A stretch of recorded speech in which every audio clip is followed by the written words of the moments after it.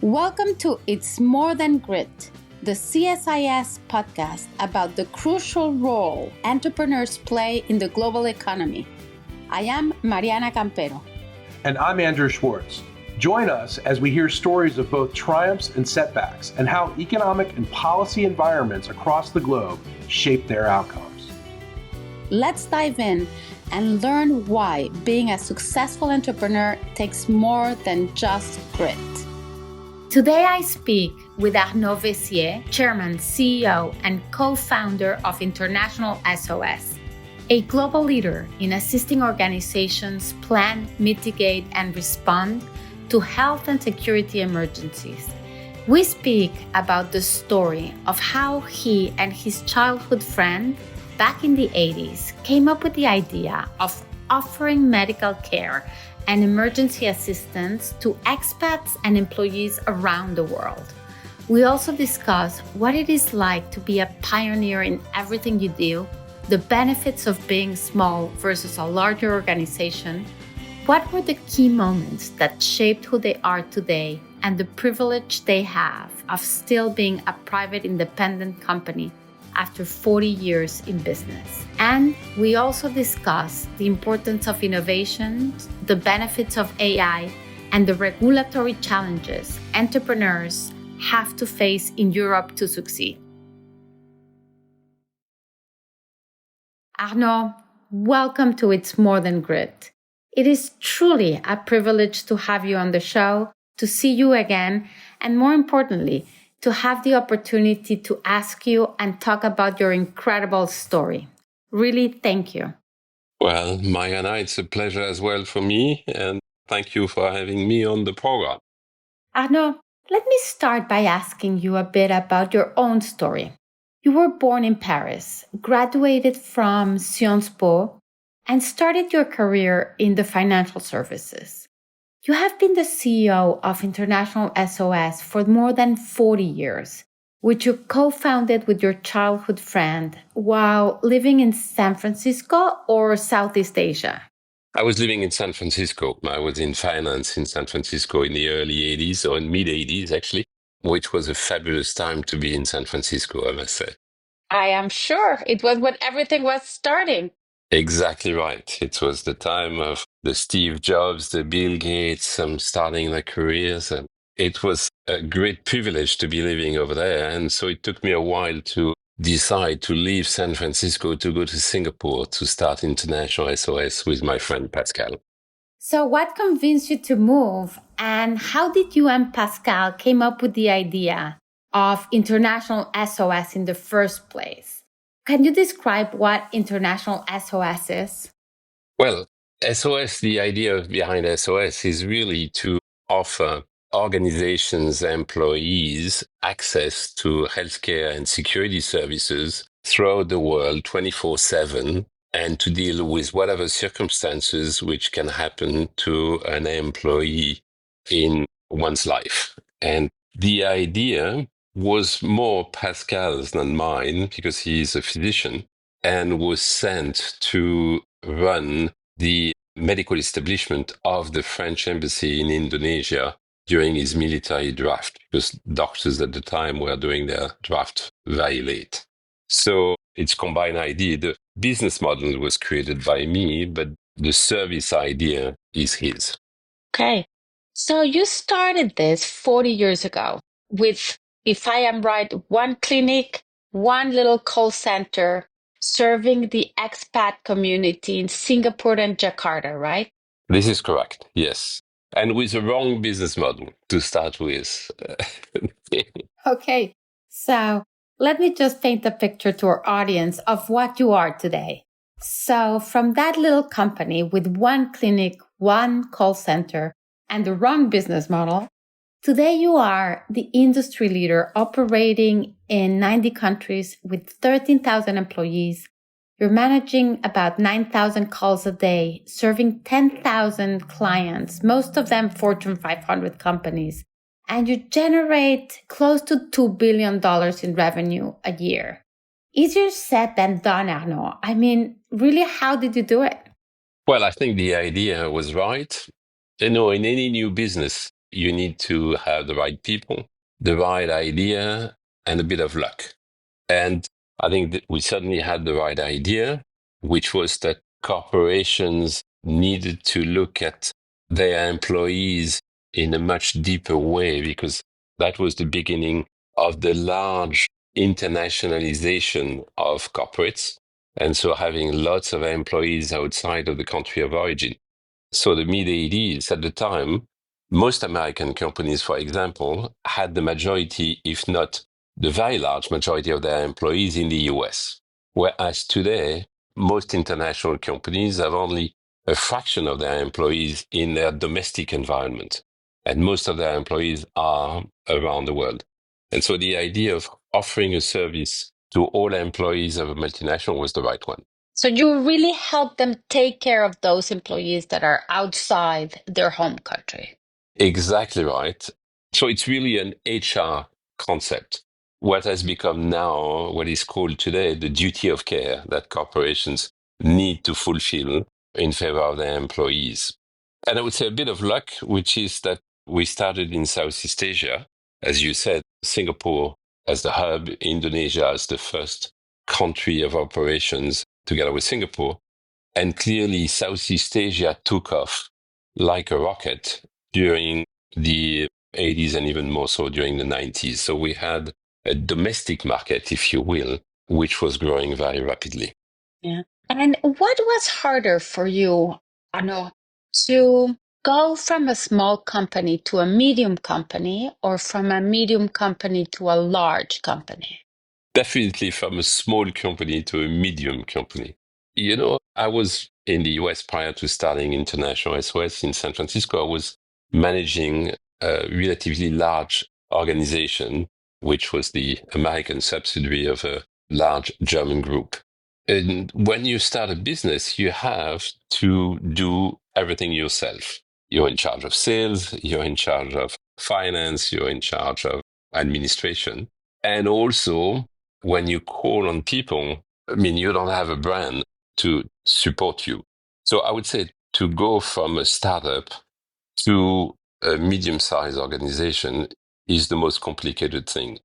And when you grow, you recruit a lot of talented people and experts, and things become much easier because you can start and divide the task. But running a small corporation, I have a lot of admiration for people who are running small corporations or small businesses. It's incredibly tough. So, if running a startup is in a way harder than managing a bigger company, I mean, as you said, you're faced with lots of challenges, but also the energy must be amazing, I assume. What did you personally like more when you were this pioneer inventing everything that we now take for granted in the industry? Or now that you are established, well-known organization? It's a very good question. I think the beauty of a small company and a startup is that A, you can attract incredible characters because people are excited to be part of a new adventure.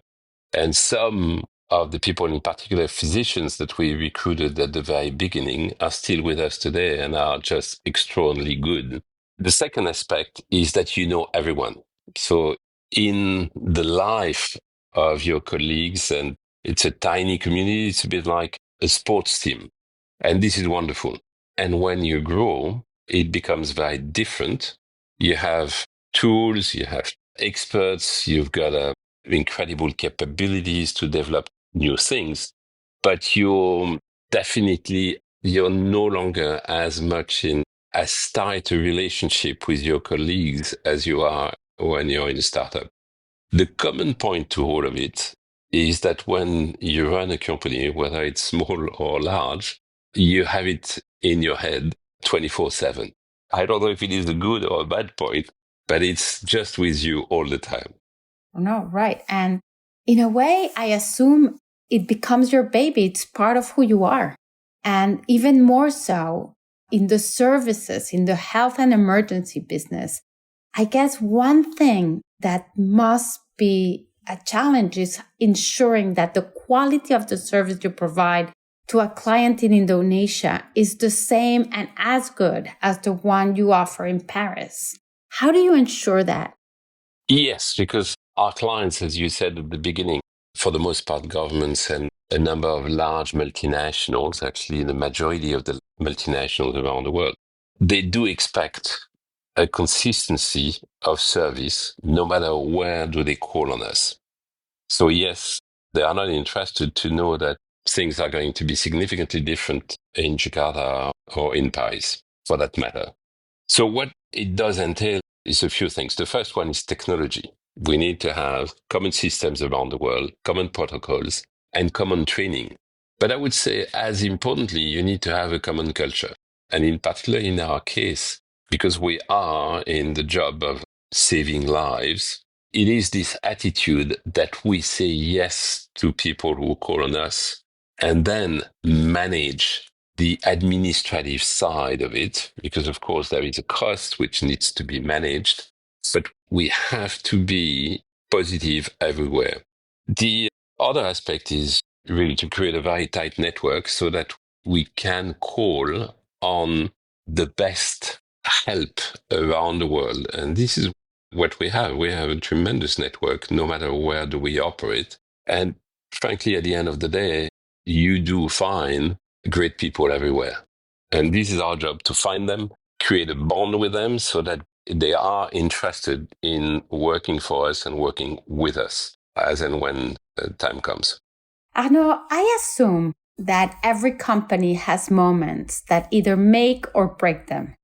Thinking about your story and the events that have happened, such as 911, for example, or more recently, COVID-19, what have those critical moments have been for International SOS, and how have they shaped who you are today?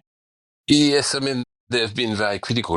We are involved in pretty much every significant crisis which takes place around the world.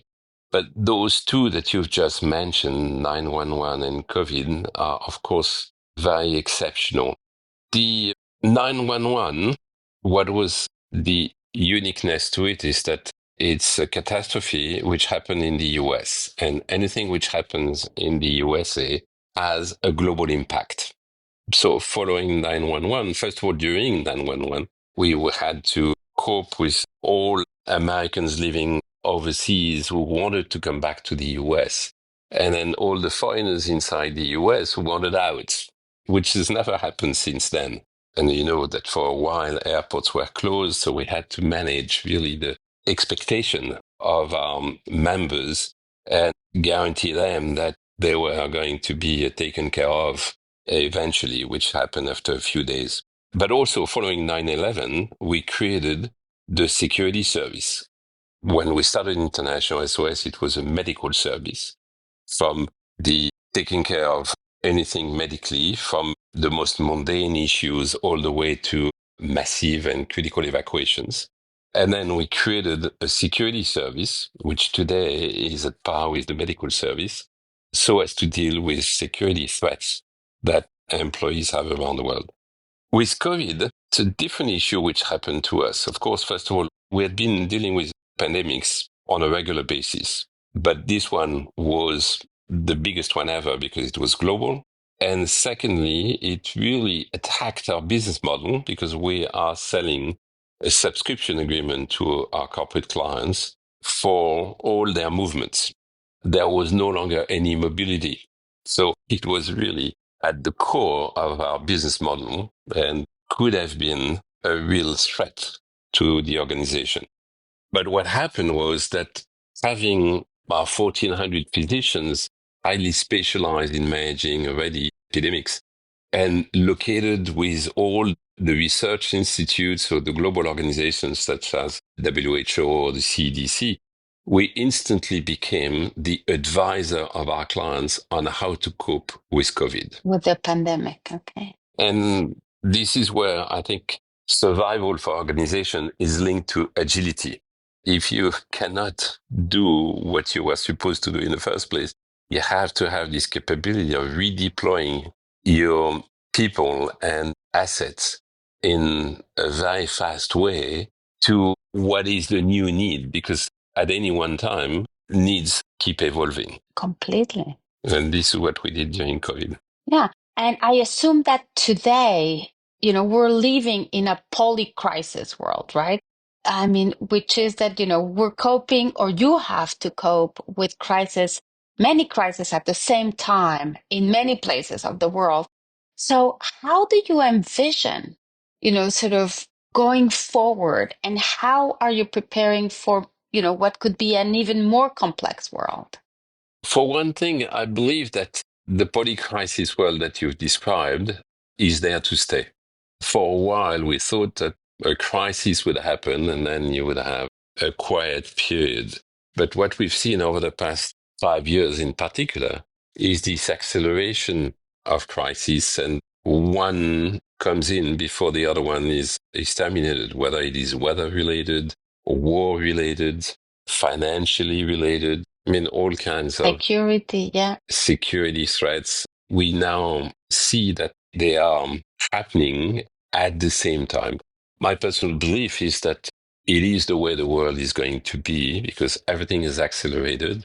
The combination of technology on the one hand and fragmentation of the political environment on the other hand is creating a much more agitated world than what we had in the past. And our job is not to prevent people from dealing with crisis, is helping our clients to operate in a crisis environment, which is there to stay. This is what we're trying to do through our consulting business line. And it is our job. We want our clients to keep operating in this incredibly diverse world that we have today. This is what is also making this business so interesting because it keeps changing all the time. And we can help. And we have a lot of people involved now in managing crisis scenario for executive committees of clients. So we can get people prepared. But what we cannot get people prepared for is the nature of the next crisis. Because every time we are surprised by the nature of the next crisis. Look at what is happening today on the commercial side in the world. It was not to be expected. Yeah. And how are you helping your clients deal with this commercial crisis, do you want to call it, or certainly uncertainty? So what we do is that we helping them to develop domestic capabilities because what we see is that and COVID was the first one. I mean, remember COVID, the world was closed.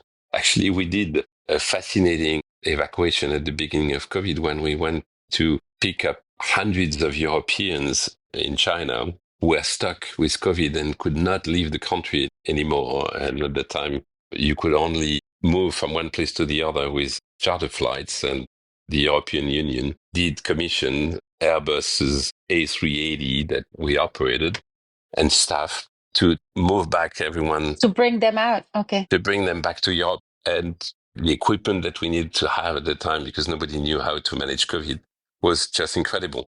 So the point is really to help people operate domestically. So to give, if you cannot travel as much, then you have to do things locally. And this is where I think being in 90 countries, having this global network of providers everywhere, we can offer local capabilities and local solutions to our clients. This is what we've got to do and what we are doing on a daily basis. So the evacuation, the big movement is still there, but it's only a small component of what we have to do. Actually, most of what we are doing is movements within a given country. Mm. And Arnaud, as you said, sort of you've always had to adapt to the new world realities and to the specific needs of the clients and the moment. What about AI? I mean, are you incorporating AI into your business right now? And how? Sort of you have call centers, right? But it's, sort of it's certainly easier to sell a product with a robot than to provide a health or an emergency service with a robot. How do you see AI? I certainly hope that what we do is not going to be entirely done by robots in the future. We are using a lot of AI tools right now. And for example, one which can really talk to people, we have a subsidiary which is based in Phoenix, Arizona, in the US, which is in charge of in-flight emergencies. 75% of the top 100 airlines are our clients. And whenever there is an in-flight emergency, they are going to call on us in Phoenix, where we have specialized teams of doctors answering those calls.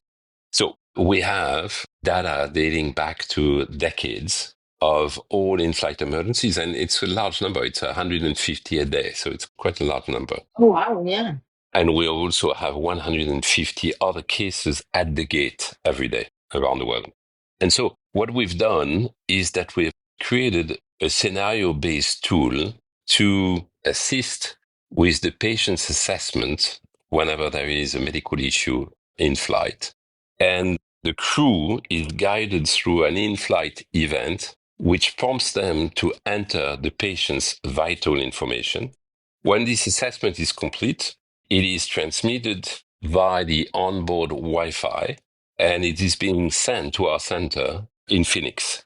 And then we have the doctors on standby to assist, which communicate back in this way to the crew, so as to have indications given to the crew on what to do with the patient done in a matter of minutes.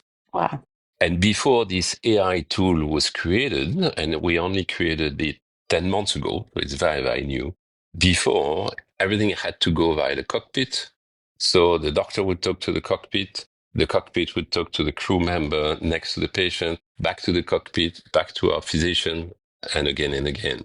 So with this tool, you're not only able to reduce the time, but also increase the efficiency of the service, right? Yes, but using the huge number of cases that we've managed over the years, so as to create this scenario-based tool which drives the crew to know how to fill the information and also to help our physicians decide on what is going to be the best course of action.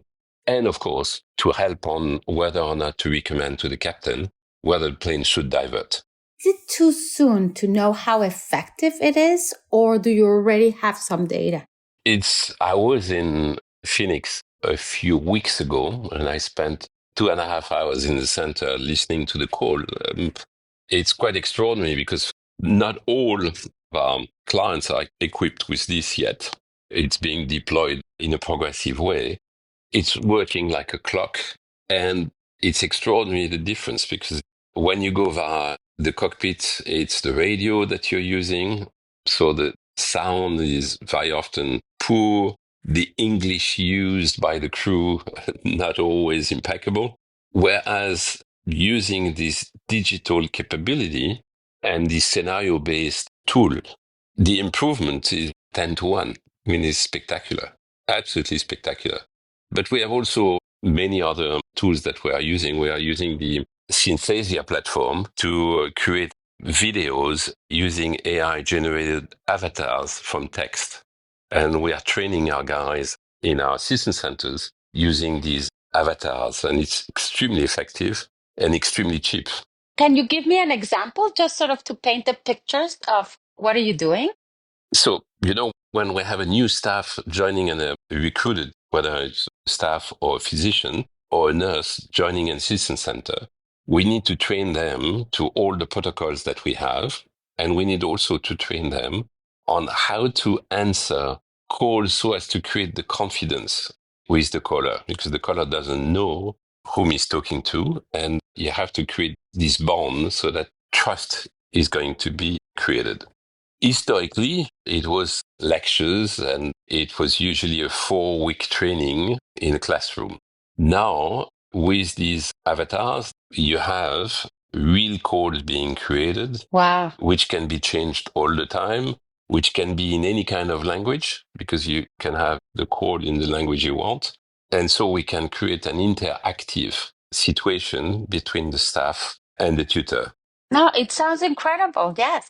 We're cutting short the training by, I would say, nearly half the time. And it's not boring, so people are far more focused. It's quite extraordinary. And I assume you also reduce the expense of it. And it's very cheap. Yeah, exactly. because you get a Synthesia license and then you can create as many avatars with this license as you want. And also to communicate with staff. I'm doing it with staff. Actually, in the last communication, they made a mistake and I had an Australian accent, which was very strange. Arnaud, let me change course for just a second and let me take you back, not to your Australian roots, but to Singapore. I mean, most European companies usually start in Europe, then expand to the United States, and then move to Asia. You did the exact opposite.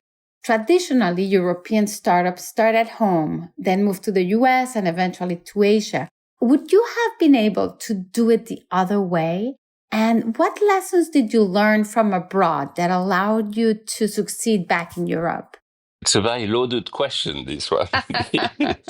Yes, I mean, indeed, we've done a round the world tour in the opposite way, starting from Asia, going to the US, and then all the way to Europe, Middle East, and Africa, where, of course, usually a company starts in its domestic market and then duplicates the model in the countries next door, and then the big international. So for a European company, usually going to the US and eventually to Asia. For us, it's just a question of, because we started in Singapore, it was logical to expand throughout Asia. And actually, the very big step was that when we went to Northeast Asia, Japan, and China at the time, when China was opening up, so that we became The opportunity was there, yeah. Absolutely. The opportunity was there. But then we had to go to the US because this is where a very large number of our clients were based, and it is the market which is actually the biggest market and the highest growth rate. So could we have succeeded doing it out of Europe? Certainly. Would it have been more complicated? Certainly as well. It is true that Europe is much more conservative facing up a new idea. The big difference I see is that when you come up with a new idea in the US, a buyer is interested in buying a new idea because it is seen as a plus inside one's organization. Whereas the reaction, but it's true as well in Asia and in continental Europe, is that make sure that the business model or the product or the service, the new one, has been used and it is secure before jumping in. So buyers are much more shy in Europe, continental Europe in particular. So innovation does not spread as quickly as it does in the US. So it would have been a bit longer in Europe, but you've got magnificent companies starting in Europe and then expanding. The problem is that we don't have as many as what you have in the US, for sure. That, I think, is really critical, Arnaud. It is no secret that Europe does not have a thriving entrepreneurial ecosystem as you see in Asia or in the US. And it is certainly not easy for an entrepreneur in Europe to open a business, to have the flexibility to hire or to fire people. They have to abide by all these regulations, etc. In your view, what must be done to address this issue and create a thriving ecosystem? I mean, you're raising a very important point. And this is one of the reasons why Europe lags behind the US now, whereas it was at par in 2000. It's a combination of a cultural aspect, a cultural issue, and also a structure. On the cultural side, continental Europeans are more skeptical. And failure is not very well accepted. In Germany, in France, if you create a business and you fail, it's a big stigma. In the US, on your curriculum vitae, having created a business, whether it's worked or not, is seen as a plus. So culturally, you have a massive difference in the way people look at it. The second aspect is that this is what you've said. In Europe, we've decided that we wanted to strike a very strong balance in between the right of the individuals and society at large. And so it's driven huge regulation, a regulatory environment, which is making business creation much more complicated. And it went to a complete extreme until a few months ago when it started to, I would say, whether businesses and politicians have realized that we were just going to be non-competitive if we were carrying it the same way. So now it's the deregulation aspect that we need to drive, but it's going to be very difficult because it's much easier to regulate than to deregulate. Completely, completely. And I assume now that the United States is also sort of putting a lot of emphasis in deregulation, you're going to need to even deregulate even more if you want to keep, stay competitive, right?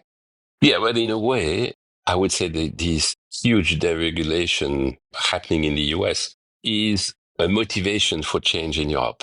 Without this, I'm not sure that Europeans would have started to really change their ways. And I'm not even sure we are going to change our ways, but at least now there is lots of people in countries considering massive change. So what is happening in the US is pushing us to change our ways because it's either that or we are going to lose complete competitiveness and getting poorer. Because at the end of the day, if we don't produce in Europe, we are going to be in a bind. But it's a very tight situation because things are accelerating so much. And in Europe is 27 countries which need to react. And to get 27 countries to act together is not an easy thing to realize. What you said is really interesting, Arnaud. Maybe this new pressure will actually turn into the silver lining for Europe and allow it to remove some of the red tape that is actually strangling entrepreneurs. Another one, I guess, is capital.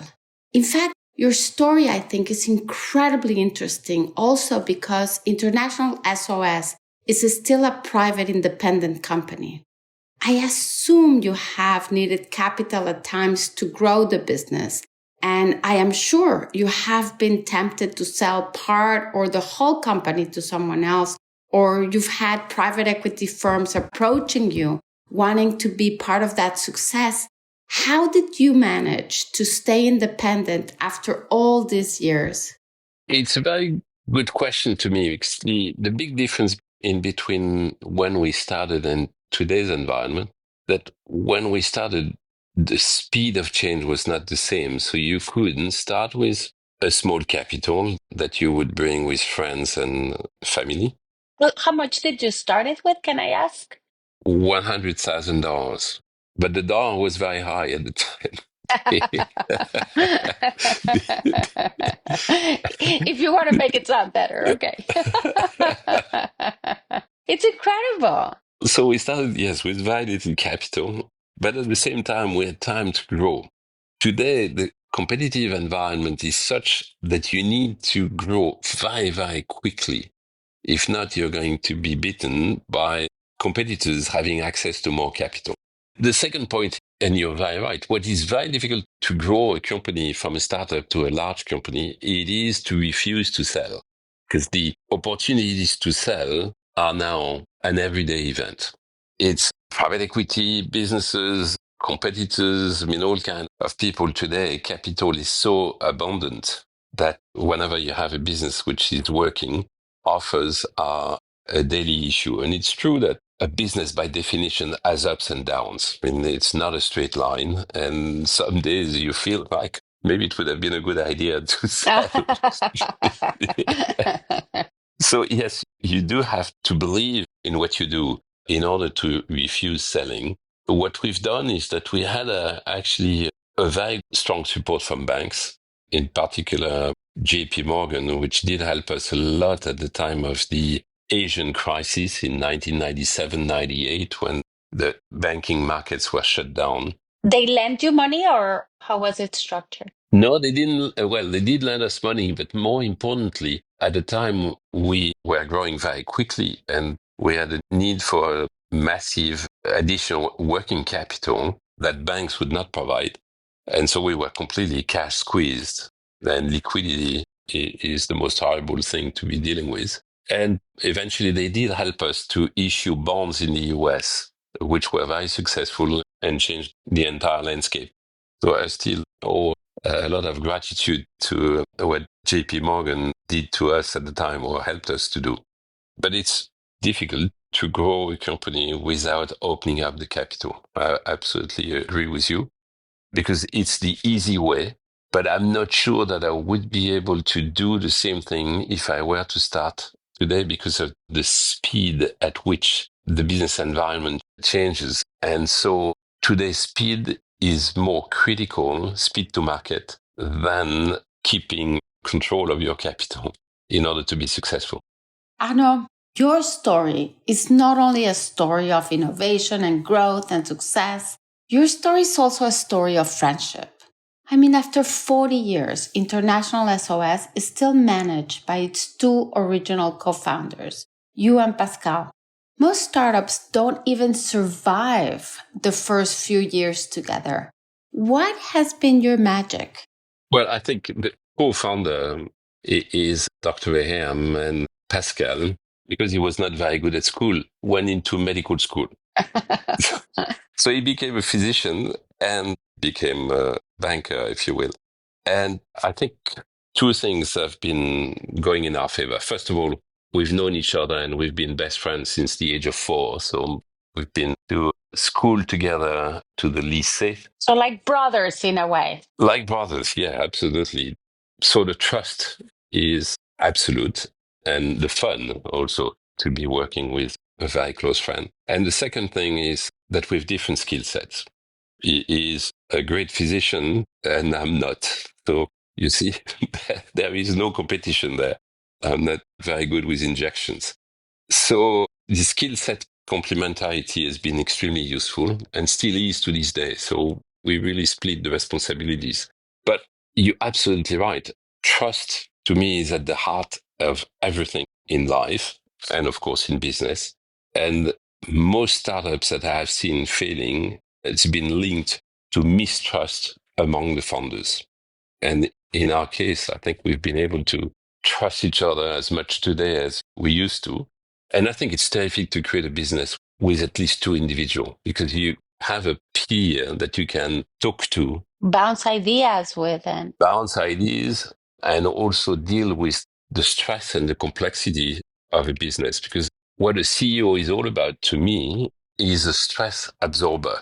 He needs to digest the stress of what's happening to a business and find the right message for everyone else inside the organization. And it's so much easier to do it when you're two of us. yeah. Or two of you. Yeah, that's a very good point. Arnaud, we are coming to the end of this episode, but before I let you go, let me just ask you one last question. If young Arnaud were to knock on your door today, asking you for advice because he wanted to leave a successful career in finance to start a company, what advice would you give him? Go for it. Go for it. But I think it's terrific to be an entrepreneur. And the good thing, in France, which was not such an entrepreneurial environment, even though the word entrepreneur is a French word, Yeah.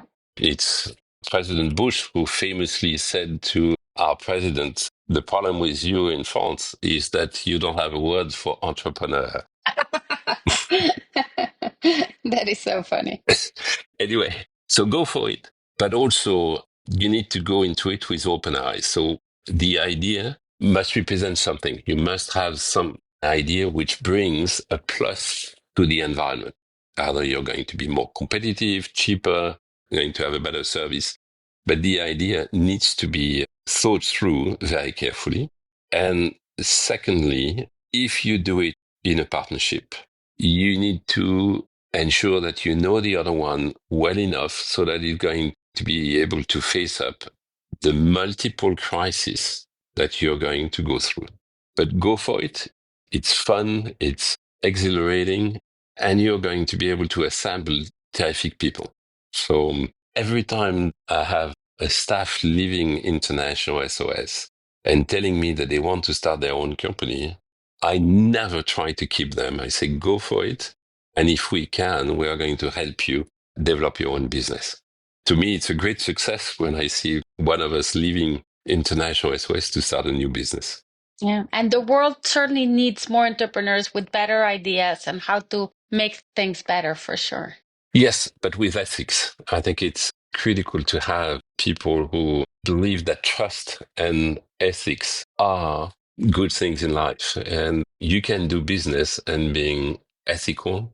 Actually, you should do business in being ethical. And it should be the driving force of any one of us because business needs to be trusted. It is our job to ensure that people do realize that most business people are there to create something which is right and good. Completely. In fact, I was just looking at the Edelman Trust Barometer, which says that 61% of the people globally believe that government and businesses only serve narrow interests. This should give businessmen and entrepreneurs really a wake-up call to explain their importance for the economic security and all the benefits they bring. Yeah, absolutely. I mean, we create employment, new ideas and progress. And people should not create a business for the money. People should create a business because they bring something new to society. And if they are successful, money is going to come along. That is very funny because that is exactly the message that a lot of entrepreneurs have said on this show as well. Don't do it for the money. Arnaud, thank you so very much for this incredible conversation. I hope to see you very soon. Again, thank you.